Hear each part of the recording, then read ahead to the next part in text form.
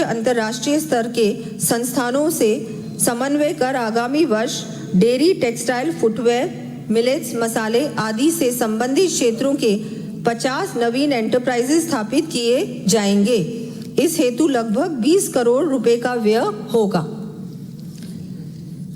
राजीविका के स्वयं सहायता समूहों से जुड़ी महिलाओं को सफल उद्यमी के रूप में आगे बढ़ाने के लिए आवश्यक कैपिटल की व्यवस्था करने के साथ क्षमता संवर्धन एवं मार्केटिंग आवश्यकता है। इस हेतु समस्त संभागीय मुख्यालयों पर राज सखी स्टोर्स प्रारंभ किए जाएंगे। क्षमता संवर्धन हेतु सभी जिलों में चरणबद्ध रूप से centre for entrepreneurship and capacity building स्थापित किए जाएंगे।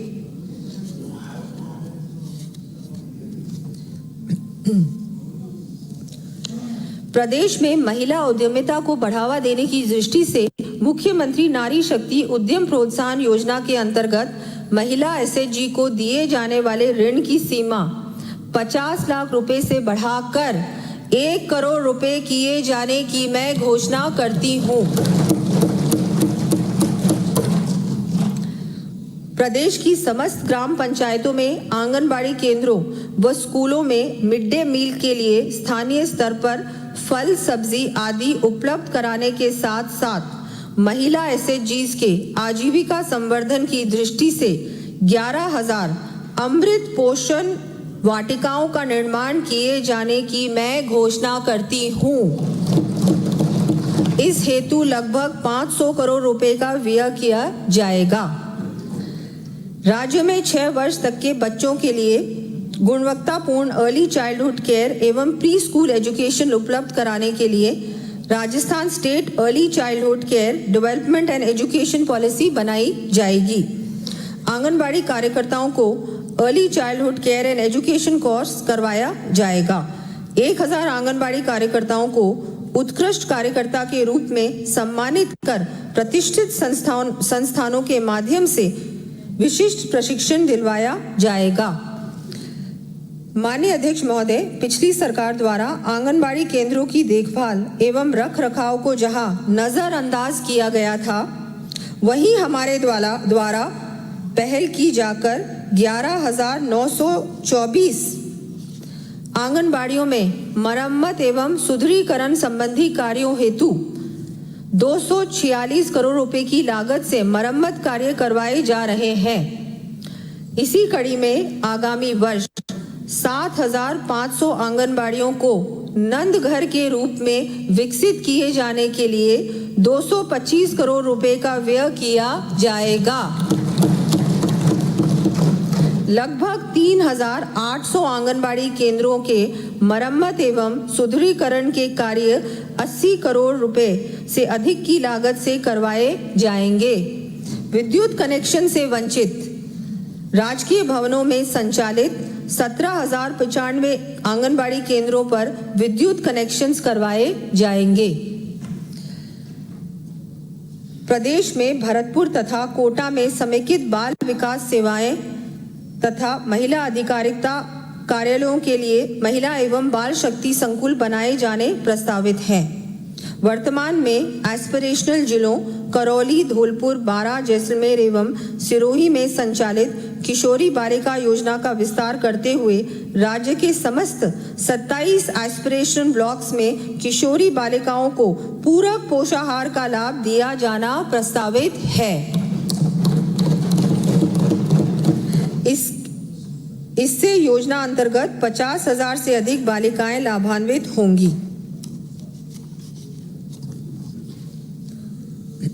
प्रदेश में जरूरतमंद एवं असुरक्षित बच्चों की समुचित देखभाल व संरक्षण की दृष्टि से बाल देखरेख संस्थाओं, ऑब्जर्वेशन होम्स, चिल्ड्रन होम्स आदि की स्थापना एवं विकास के कार्य लगभग 50 करोड़ रुपए की लागत से किए जाएंगे। इनका विवरण मैं सदन के पटल पर रख रही हूँ। राजकीय बौद्धिक दिव्यांग पुनर्वास गृह जामडोली जयपुर में बालक व बालिका विंग की क्षमता 125 से बढ़ाकर 250 की जाएगी। जहाजपुर भीलवाड़ा में अंबेडकर बालक छात्रावास, जेतारन ब्यावर में सावित्रीबाई फूले बालिका छात्रावास, भिनाई अजमेर में देवनारायण बालक आवासीय विद्यालय, लवान दौसा में देवनारायण बालक छात्रावास तथा ठंडी बेरी पिंडवाड़ा सिरोही में जनजाति बालिका छात्रावास खोले जाएंगे। साथ ही देवनारायण बालिका आवासीय विद्यालय कोलर शिवगंज सिरोही में विज्ञान संकाय शुरू किया जाएगा। सामाजिक न्याय एवं अधिकारिता विभाग द्वारा संचालित 42 आवासीय विद्यालयों के 15,000 विद्यार्थियों को बेहतर लर्निंग आउटकम तथा उच्चतर शिक्षण संस्थानों में प्रवेश की तैयारी के उद्देश्य से आईआईटी दिल्ली के सहयोग से एआई आधारित 24/7 लाइव एकेडमिक मेंटोरिंग की सुविधा उपलब्ध करवाई जाएगी। पालनहार योजना से लाभान्वित बच्चों को उच्चतर शिक्षा एवं एम्प्लॉयमेंट ओरिएंटेड प्रशिक्षण के लिए उनकी रुचि अनुसार विकल्प प्रदान करते हुए इंडस्ट्री लिंक्ड एम्प्लॉयमेंट अवसर उपलब्ध कराने के लिए ऑनलाइन प्लेटफॉर्म विकसित किया जाएगा। प्रदेश के 12 जिले में निवासरत सहरिया व खैरवा तथा उदयपुर जिले के खतोड़ी जनजाति परिवारों को प्रतिमाह घी, तेल एवं दाल वितरण की प्रक्रिया को पारदर्शी बनाते हुए योजना में पात्र परिवारों की महिला मुखिया के 1,200 रुपये प्रतिमाह डीबीटी किए जाने की मैं घोषणा करती हूँ। इस हेतु 55 करोड़ रुपए का व्यय कर लगभग 38,000 परिवारों को लाभान्वित किया जाएगा। प्रदेश के जनजातीय युवकों को रोजगार व स्वरोजगार के अवसर उपलब्ध कराने के लिए आंवला, शहद, इमली, महुआ आदि के उत्पादों की प्रोसेसिंग हेतु बांसवाड़ा व उदयपुर जिला मुख्यालयों पर minor forest produce processing centre स्थापित किए जाएंगे। श्रमिकों के कल्याण एवं रोजगार अवसरों में वृद्धि हेतु श्रम सेतु मोबाइल ऐप शुरू किया जाएगा। इसके माध्यम से श्रमिक पंजीकरण, पहचान पत्र, रोजगार की मांग एवं आपूर्ति हेतु डिजिटल लेबर चौक, कल्याणकारी योजनाओं की जानकारी तथा BOCW सेस के ऑनलाइन असेसमेंट एवं भुगतान की सुविधा उपलब्ध हो सकेगी।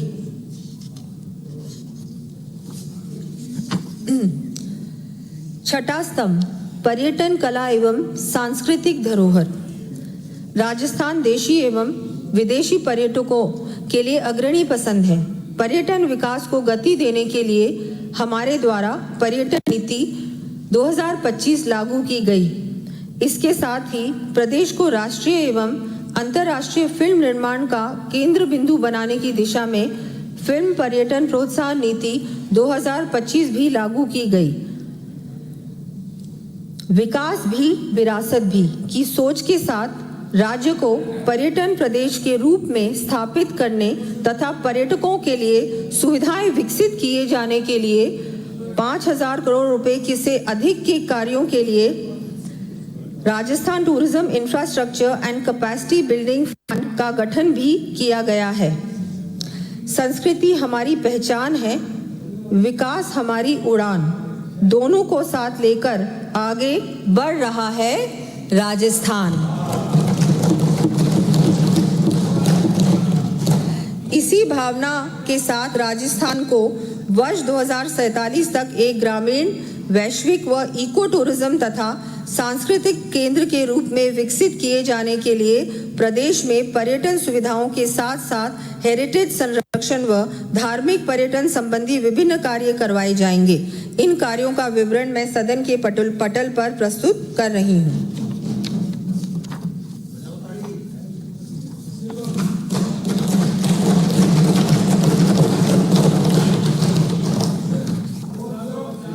प्रदेश में पर्यटन की अपार संभावनाओं को धरातल पर लाने की दृष्टि से high impact last mile infrastructure का निर्माण करते हुए पर्यटकों के ऑन ग्राउंड टूरिस्ट एक्सपीरियंस को चिरस्थायी व यादगार बनाए जाने की कड़ी में पर्यटन एवं हॉस्पिटैलिटी की दृष्टि से खुड़ी जैसलमेर में ultra luxury special tourism zone STZ विकसित किया जाएगा।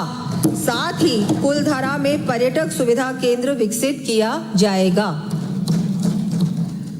पर्यटकों एवं श्रद्धालुओं की सुविधा के लिए पुष्कर, खाटू श्याम जी, देशनोक, पोखरण, डिगी एवं मंडावा नगरीय निकायों में मुख्य प्रवेश मार्ग को मॉडल रोड के रूप में विकसित किए जाने एवं सौंदर्यीकरण के लिए 30 करोड़ रुपए व्यय किए जाएंगे।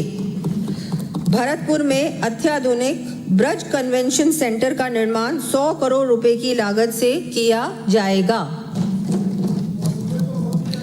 प्रदेश की बावड़ियां हमारे प्राचीन जल संरक्षण परंपरा का प्रतीक है। इसको भावी पीढ़ी के लिए सहेजना हमारा दायित्व है। इस दृष्टि से राज्य की चिन्हित बावड़ियों के जीर्णोद्धार संबंधी कार्य करवाए जाएंगे। राजस्थान की सांस्कृतिक, ऐतिहासिक और सामाजिक समृद्धि का चित्रण करने वाली शेखावटी क्षेत्र की भित्ति चित्र युक्त हवेलियां हमारी अमूल्य धरोहर हैं। इनके संरक्षण एवं विकास के लिए शेखावटी हवेली संरक्षण योजना के अंतर्गत झुंझुनू, चुरू एवं सीकर में 660 से अधिक चिन्हित हवेलियों के फसाड इम्प्रूवमेंट के साथ साथ हेरिटेज स्ट्रीट फर्नीचर व साफ सफाई संबंधी सुविधाएं विकसित की जाएंगी। साथ ही हवेली को पर्यटन इकाई के रूप में परिवर्तित करने वाले हवेली स्वामी को वित्तीय सहायता प्रदान की जाएगी। इसके लिए आगामी 2 वर्षों में 200 करोड़ रुपए का व्यय किया जाएगा। शेखावटी क्षेत्र की हवेलियों को अंतर्राष्ट्रीय स्तर पर पहचान दिलाने की दृष्टि से यूनेस्को की विश्व विरासत सूची में सम्मिलित कराने हेतु आवश्यक कदम उठाए जाएंगे। पश्चिमी राजस्थान की मरुस्थलीय संस्कृति, विरासत, जीवन शैली, लोक कला की विशिष्ट पहचान को ध्यान में रखते हुए जैसलमेर, जोधपुर, बीकानेर, बाड़मेर और जालोर को शामिल करते हुए थार सांस्कृतिक सर्किट बनाए जाने की मैं घोषणा करती हूँ। वीरों की धरती राजस्थान के बहादुर सपूतों के देश की सुरक्षा में योगदान तथा उनकी वीरता और बलिदान को सम्मान दिए जाने के उद्देश्य से झुंझुनू में वॉर म्यूजियम की स्थापना की जाएगी। वरिष्ठ नागरिक तीर्थ यात्रा योजना के अंतर्गत आगामी वर्ष 6000 वरिष्ठ जन को हवाई मार्ग से पशुपतिनाथ, काठमांडू तथा 50,000 वरिष्ठ जन को एसी ट्रेन से विभिन्न तीर्थ स्थलों की यात्रा करवाई जानी प्रस्तावित है।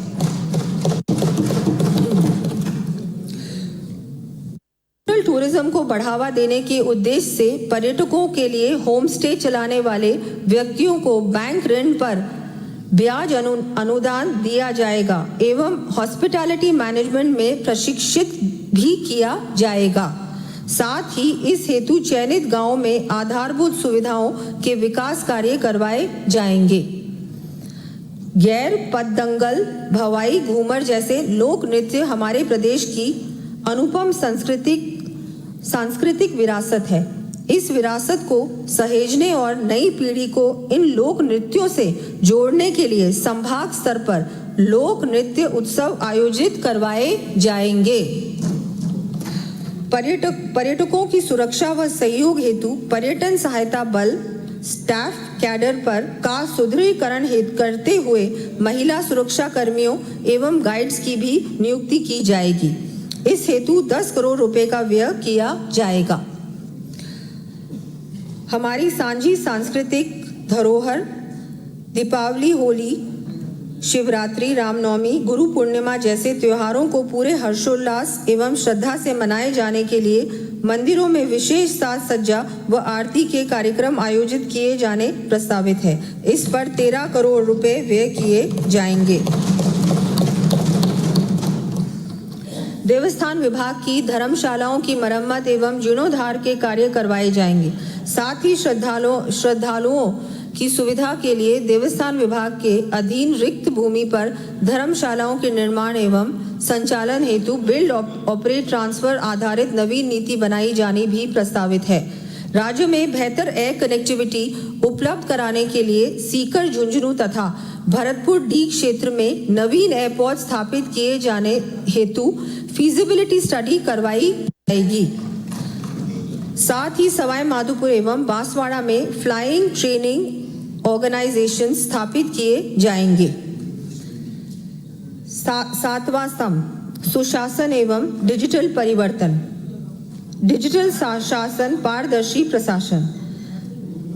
देश में सुशासन की नींव मजबूत करने की प्रेरणा देने वाले हमारे लोकप्रिय प्रधानमंत्री श्री नरेंद्र मोदी जी ने कहा है कि मैं मानता हूं कि सरकार का अभाव भी नहीं होना चाहिए और सरकार का दबाव भी नहीं होना चाहिए, बल्कि मैं तो ये मानता हूं कि लोगों की जिंदगी में सरकार का दखल कम से कम हो, ये सुनिश्चित करना भी सरकार का ही काम है।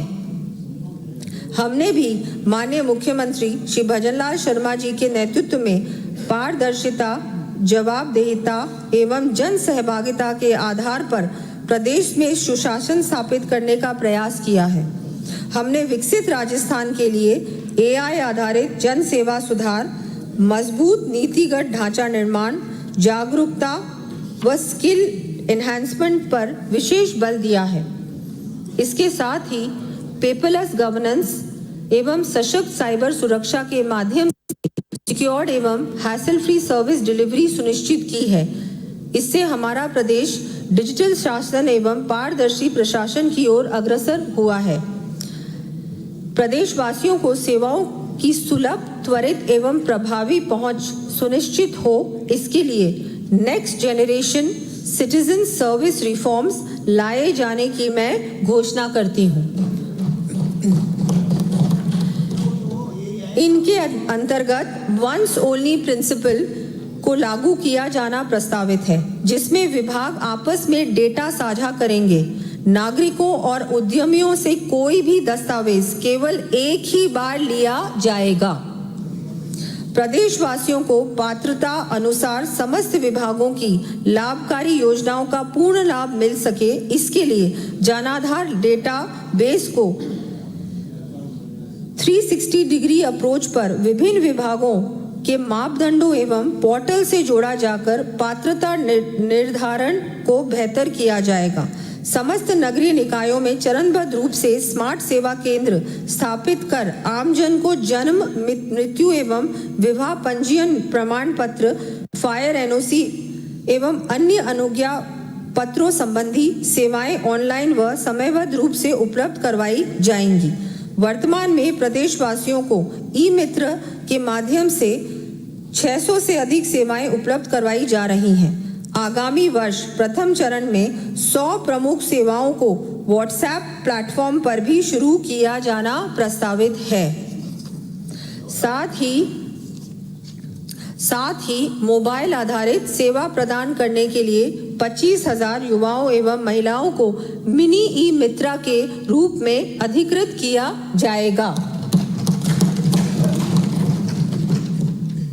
ईज ऑफ लिविंग की दृष्टि से राजकाज में अधिकतम ई गवर्नेंस लागू करने तथा आईटी में निवेश को बढ़ाते हुए डिजिटल राजस्थान के लक्ष्य को प्राप्त करने के लिए नवीन आईटी पॉलिसी लाई जानी प्रस्तावित है। हमारे द्वारा सुशासन में सुगमता तथा नागरिक सेवाओं में सुधार के साथ प्रदेश को डिजिटल इंफ्रास्ट्रक्चर, कौशल विकास व शिक्षा एवं स्वास्थ्य के क्षेत्रों में एआई के उपयोग में अग्रणी राज्य बनाए जाने के उद्देश्य से एआईएमएल पॉलिसी लागू की गई है। इसी क्रम में स्वास्थ्य, उद्योग व पर्यावरण जैसे आमजन से जुड़े क्षेत्रों पर केंद्रित एआई के दो सेंटर ऑफ एक्सीलेंस स्थापित किए जाएंगे। इसके अतिरिक्त एआई इंफ्रास्ट्रक्चर प्रशिक्षण, ई गवर्नेंस, अकाउंटिंग सिस्टम संबंधी विभिन्न कार्य करवाए जाएंगे। इन कार्यों का विवरण मैं सदन के पटल पर रख रही हूं।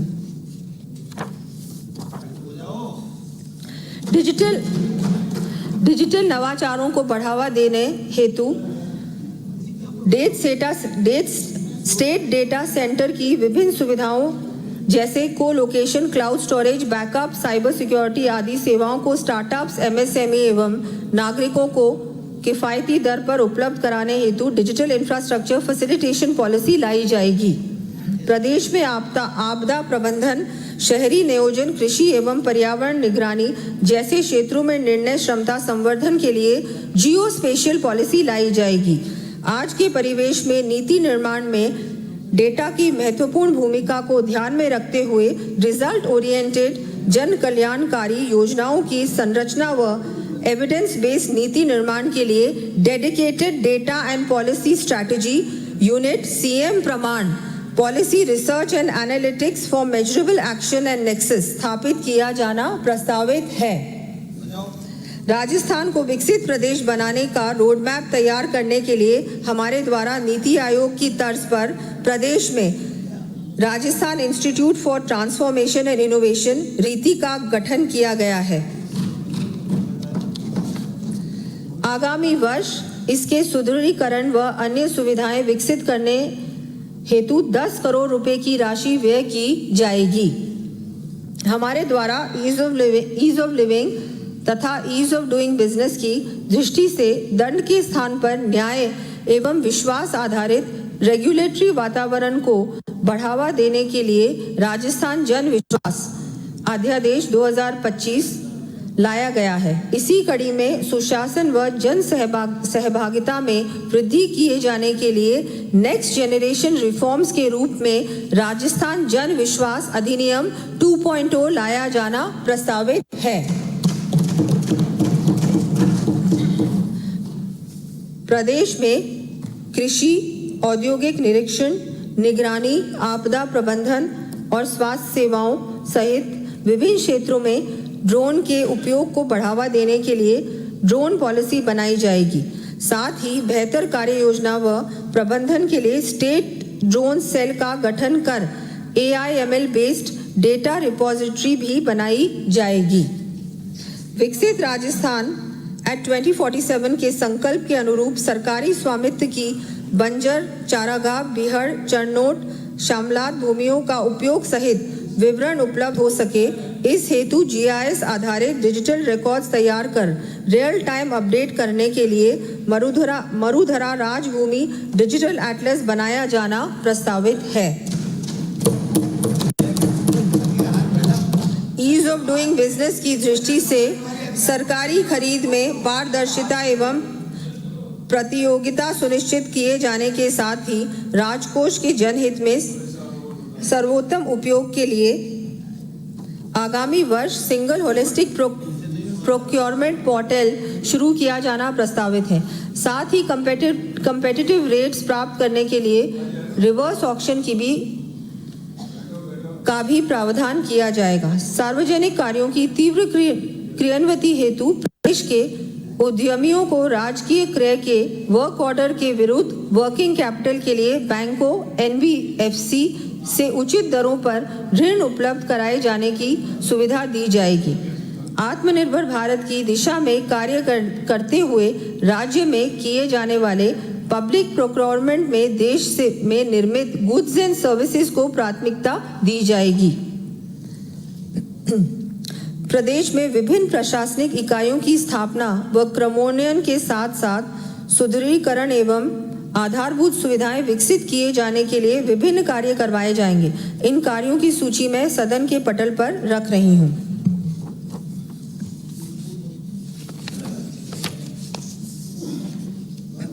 प्रदेश में नवगठित 8 जिलों में मिनी सचिवालय एवं अन्य प्रमुख कार्यालयों से संबंधित भवन निर्माण तथा 94 नवीन पंचायत समितियों तथा 3,467 ग्राम पंचायतों में आधारभूत संरचना संबंधी विभिन्न विकास कार्य 3,000 करोड़ रुपए की लागत से करवाए जाने प्रस्तावित हैं।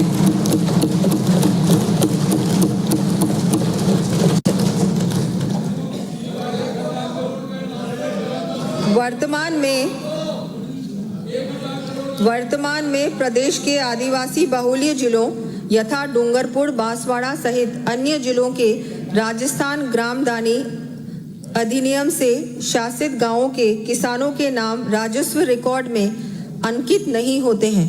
जिससे उन्हें विभिन्न सरकारी योजनाओं, बैंक ऋण आदि का लाभ नहीं मिल पाता है।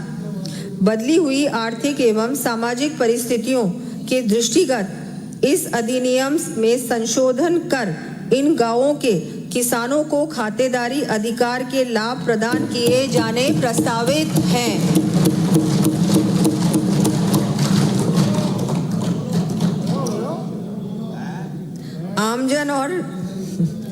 आमजन और निवेशकों की सुविधा के लिए विभिन्न राजस्व नियमों का कंसोलिडेशन एवं सरलीकरण किया जाएगा।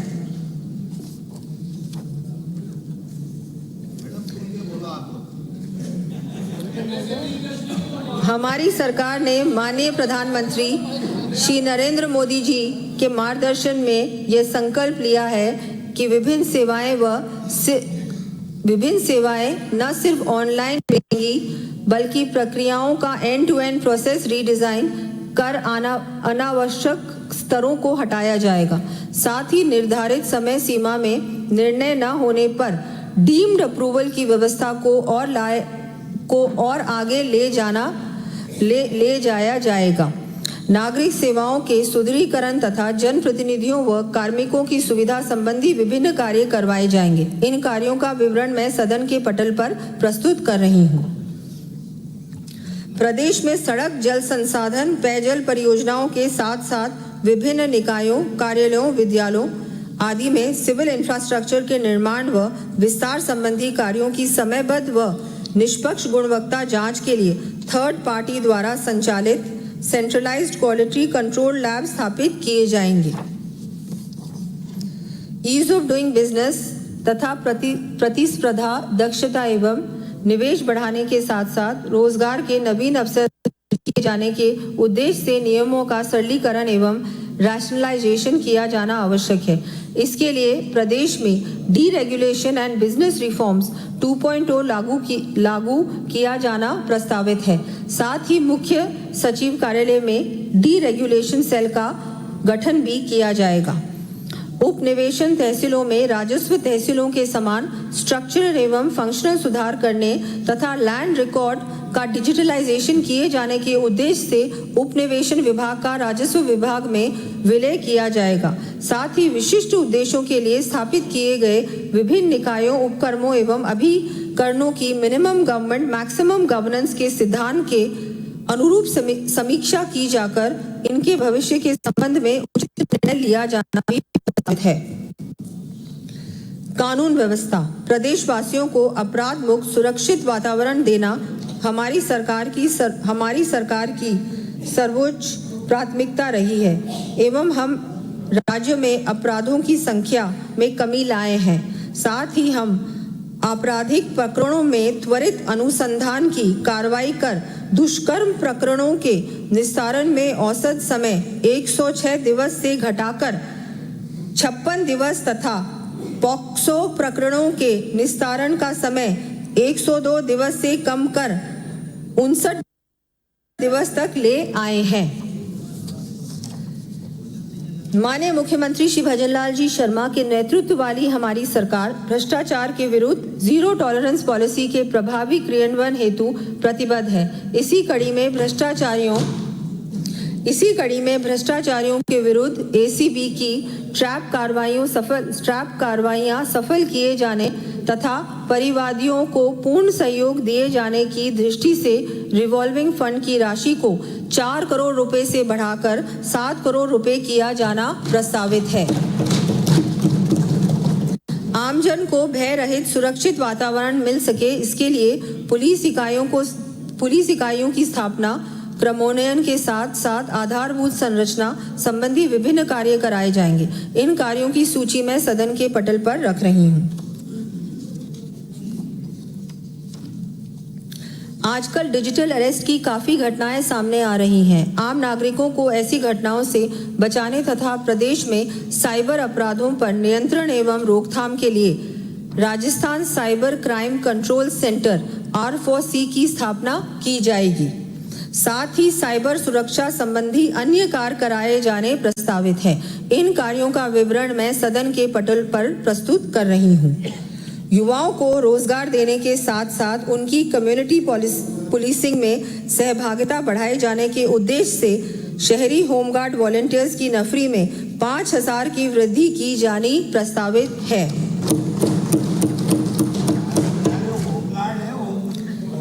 जोधपुर जयपुर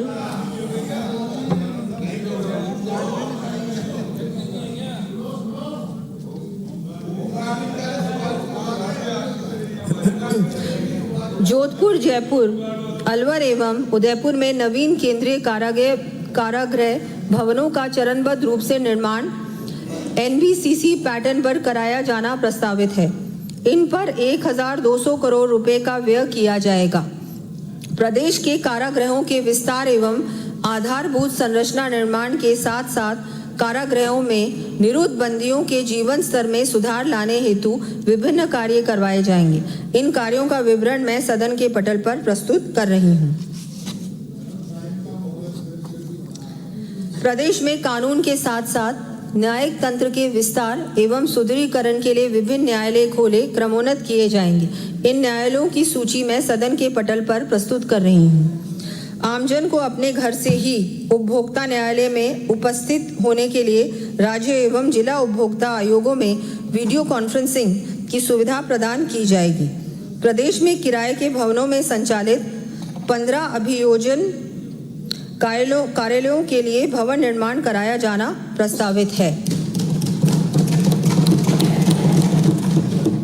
कार्मिक कल्याण प्रदेशवासियों को जन कल्याणकारी योजनाओं का लाभ दिलाने तथा सुशासन देने में जनप्रतिनिधियों के साथ साथ कार्मिकों की भी महती भूमिका है। हमारी सरकार कार्मिकों व पेंशनर्स के हितों के लिए भी संवेदनशील है।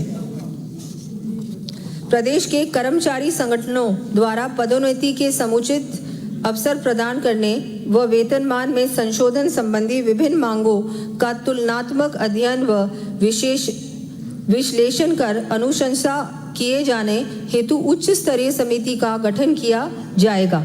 ये समिति भविष्य में 8वें वेतन आयोग की रिपोर्ट प्राप्त होने पर उसे राज्य में लागू करने के संबंध में आवश्यक प्रशिक्षण कर अपनी सिफारिशें राज्य सरकार को प्रस्तुत करेगी।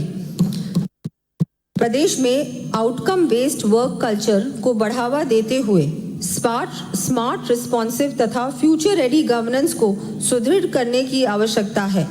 इस हेतु राज्य सेवा के अधिकारियों की क्षमता संवर्धन के लिए अंतर्राष्ट्रीय स्तर के ट्रेनिंग कोर्सेज की सुविधा दी जाएगी। इससे अधिकारी कर्मयोगी की भावना से रोल बेस्ड कार्यशैली की ओर अग्रसर होंगे। राजकीय कर्मचारियों व पेंशनर्स के कल्याण के साथ साथ उन्हें विभिन्न सुविधाओं का लाभ दिलाए जाने के उद्देश्य से विभिन्न प्रावधान किए जाने प्रस्तावित हैं। इन प्रावधानों का विवरण मैं सदन के पटल पर रख रही हूं।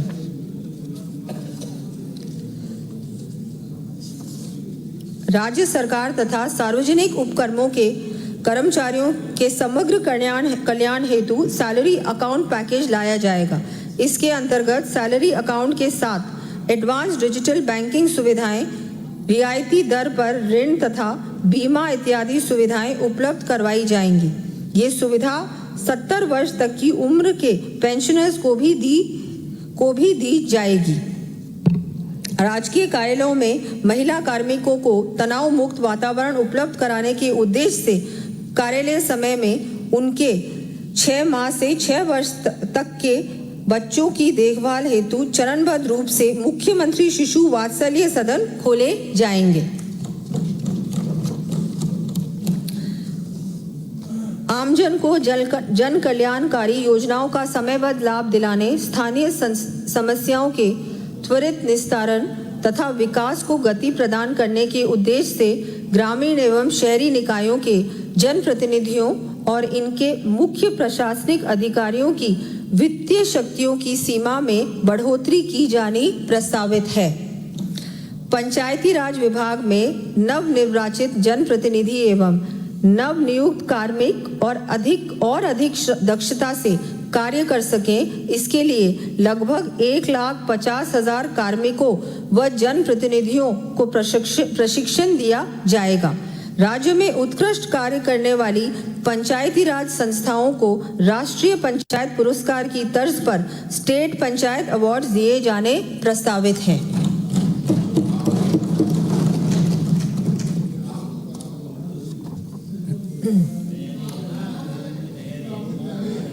8वां स्तंभ कृषि विकास एवं किसानों का कल्याण, कृषि बजट। माननीय अध्यक्ष महोदय, आपकी अनुमति से अब मैं सदन के समक्ष कृषि बजट प्रस्तुत कर रही हूं। जैसा सर्वविदित है कि शुरुआत से ही कृषि हमारे देश की अर्थव्यवस्था का प्रमुख आधार रही है। पंडित दीनदयाल उपाध्याय जी ने कहा था, सच्ची प्रगति ग्रामीण एवं कृषि आधार को सुदृढ़ करने में निहित है।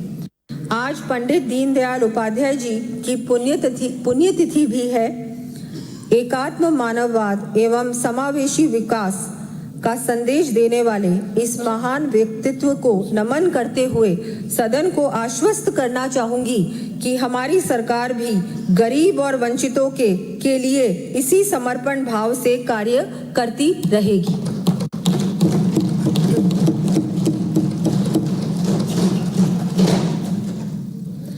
हमारी सरकार वर्ष 2047 तक राजस्थान को टेक्नोलॉजी ड्रिवन अग्रणी कृषि शक्ति बनाए जाने के लिए प्रतिबद्ध है। इसी दिशा में कृषि विकास, कृषक कल्याण तथा अन्नदाता की आय में वृद्धि के उद्देश्य से हमारे द्वारा कृषि में आधुनिक तकनीकों के उपयोग, किसान भाइयों की क्षमता विकास, कृषि उत्पादों की प्रोसेसिंग एवं मार्केटिंग सुदृढ़ करने के लिए प्रभावी कदम उठाए जा रहे हैं। साथ ही सिंचाई, पशुधन व डेयरी क्षेत्र को भी सशक्त किया जा रहा है। सिंचाई।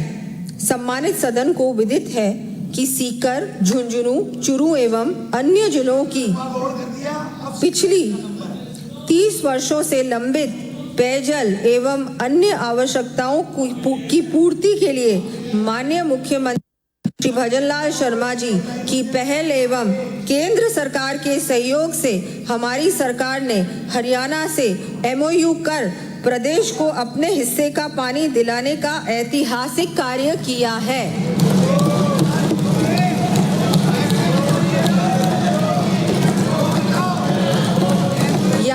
यमुना जल को हथनी कुंड बैराज से शेखावटी क्षेत्र तक लाए जाने के लिए 32,000 करोड़ रुपए की लागत की इस परियोजना के अंतर्गत कार्य शीघ्र ही प्रारंभ किया जाएगा।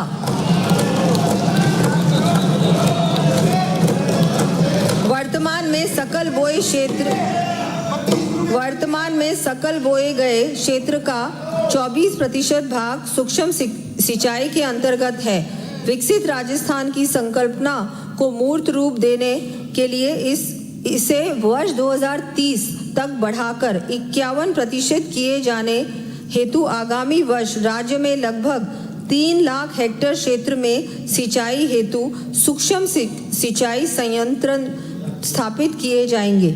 इस हेतु लगभग 1,340 करोड़ रुपए व्यय कर 3 लाख किसानों को लाभान्वित किया जाएगा।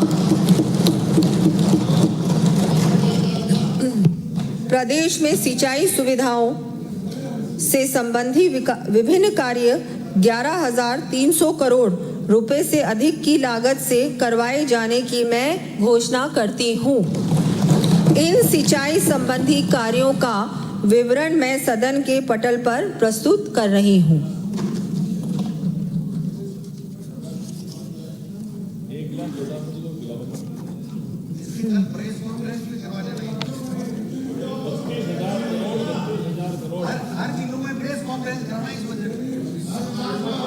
अब देखिए तो सही कितने सारे पन्ने हैं, अभी भी चल रहे हैं। 32,000 करोड़ का निश्चित हो, 32,000 करोड़, 32,000 करोड़ आपके सिक्कर में,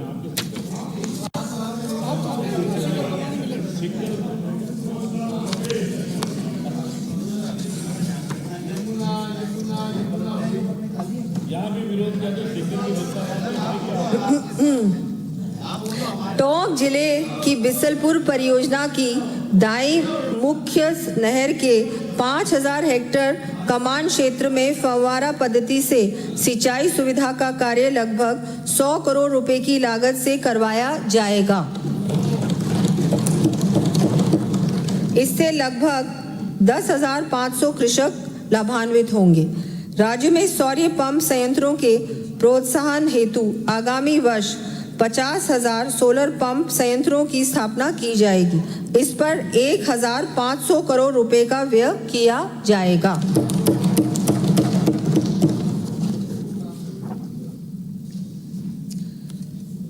कृषक कल्याण एवं कृषि विकास उपनिवेशन क्षेत्र के किसानों को राहत प्रदान करने के उद्देश्य से इस क्षेत्र के समस्त श्रेणियों के आवंटियों को कृषि भूमि के पेटे बकाया किश्तों की राशि 1 अप्रैल 2026 से 10 सितंबर 2026 तक एकमुश्त जमा कराए जाने पर ब्याज में 100% छूट दिए जाने की मैं घोषणा करती हूँ।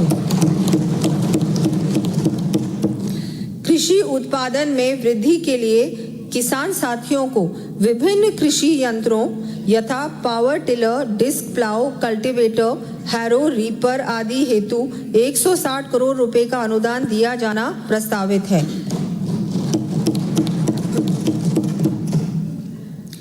इससे लगभग 50,000 कृषक लाभान्वित होंगे। साथ ही आगामी वर्ष 500 कस्टम हायरिंग 96 करोड़ रुपए की लागत से स्थापना की जाएगी। अधिकांश क्षेत्रों में अनियमित एवं अनिश्चित वर्षा के कारण वर्षा जल का संग्रहण कर बिना छिजत के पानी का उपयोग सुनिश्चित किए जाने हेतु आगामी वर्ष 8,000 डिग्गियों व 15,000 किलोमीटर सिंचाई पाइपलाइन सहित आगामी 2 वर्षों में 36,000 फार्म पॉन्ड्स के लिए 585 करोड़ रुपए से अधिक का अनुदान दिया जाएगा।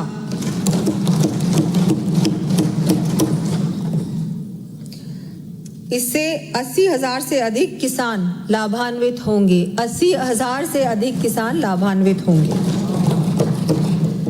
नीलगाय जंगली जानवरों व निराश्रित पशुओं से फसलों को होने वाले नुकसान से बचाने के लिए आगामी वर्ष 50,000 किसानों को 20,000 किलोमीटर तारबंदी हेतु 228 करोड़ रुपए का अनुदान दिया जाएगा। साथ ही